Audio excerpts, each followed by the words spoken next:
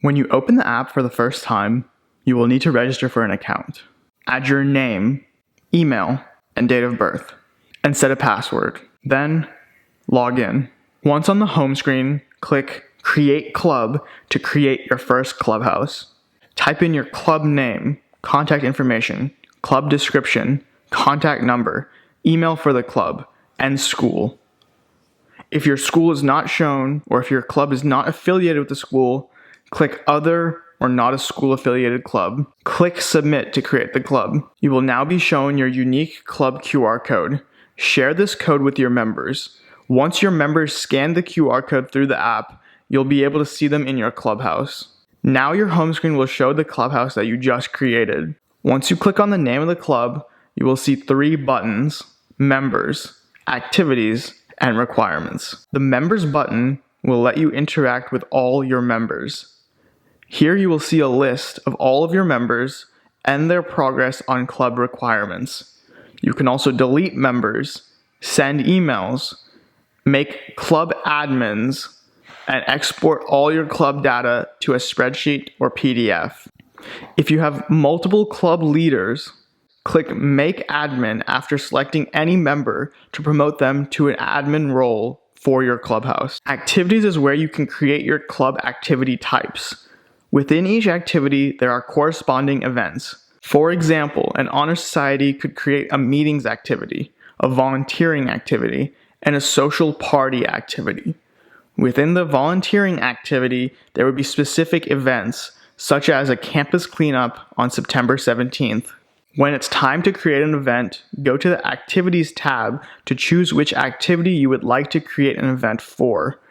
Click Create Event, give it a name, and select a start and end date and time. You can also choose a geolocation to ensure your members are physically present when they scan the QR code.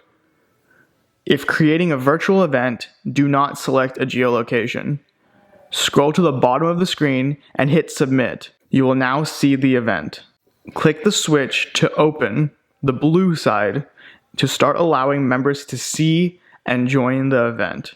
When the switch is red, members cannot see or join the event in their app. You can also manually mark attendance for anyone who does not have a working app or phone by clicking the Mark Attendance tab.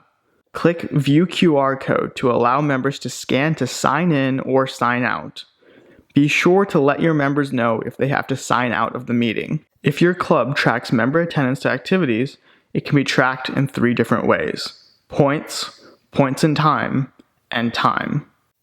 Tracking by points is what you would select if you just want to have a simple sign-in to an event.